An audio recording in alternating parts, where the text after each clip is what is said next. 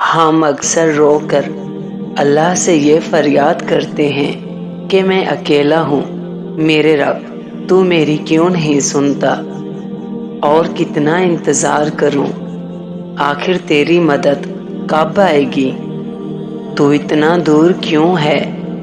اللہ تعالیٰ قرآن مجید میں فرماتا ہے، میں تو تمہارے پاس ہی ہوں، جب کوئی پکارنے والا مجھے پکارتا ہے تو میں اس کی دعا قبول کرتا ہوں۔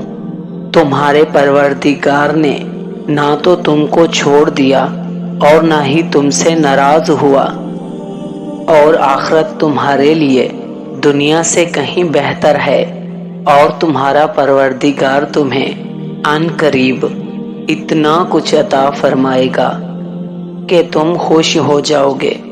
دیکھو، اللہ کی مدد عن قریب آنا چاہتی ہے، پھر میرا اللہ کہتا ہے، جب میرے سوا کوئی نہیں، پھر تم مجھے چھوڑ کر کہاں بھاگے جا رہے ہو۔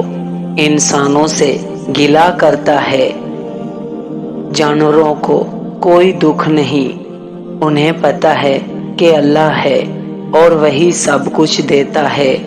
اللہ سے باتیں کیا کرو، یہ کمال ہے۔ یقین کرو، آپ کو دنیا میں بڑے آدمی سے بات کرنے کا موقع نہیں ملتا، ٹائم پہلے لینا پڑتا ہے، اول تو ٹائم ہی نہیں ملتا، مل بھی جائے تو کسی سیکریٹری کے تھرو ملتا ہے، اتنا مشکل ہے دنیا میں۔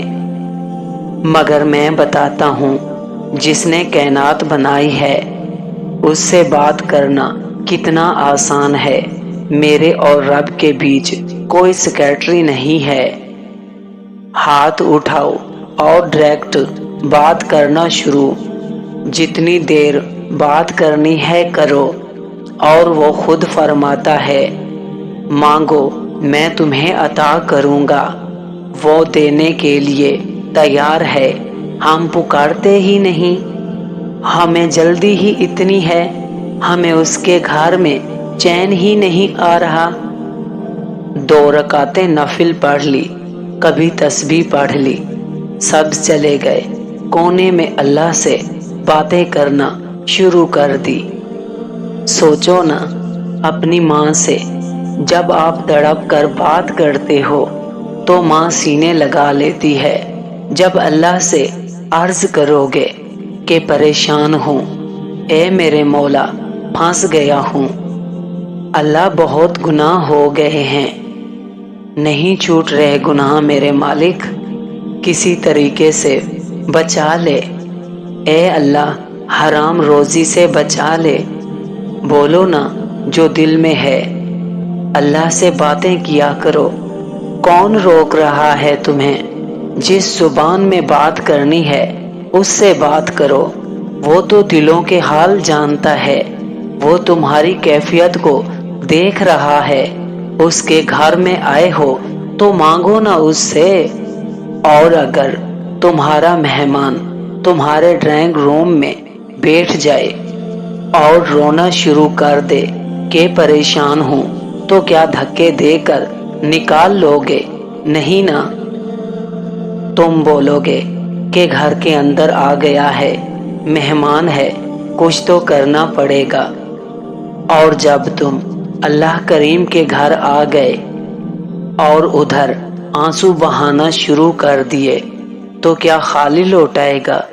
تمہیں اندازہ ہی نہیں، اس کے گھر میں آ کر دل سے مانگنے پر وہ کیا کیا عطا فرمائے گا۔ آنا جانا رکھو، تھام لو مسجد کو اور نمازیں پڑھتے رہو۔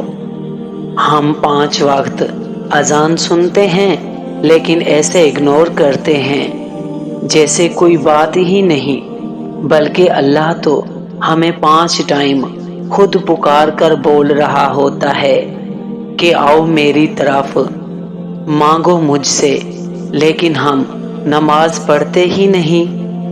تو اس لیے ہمیں چاہیے کہ ہم نماز پڑھیں، اپنی زندگی میں وقت نکالیں اللہ کے لیے، تاکہ اللہ ہماری زندگی سے برا وقت نکال دے۔ میرے پیارے ویورز، میری ویڈیو میں ایک کمنٹ آیا ہے، ان کے لیے دعا کریں، یہ بہت پریشان ہیں۔ اللہ پاک ہم سب کی پریشانیاں دور کریں، آمین۔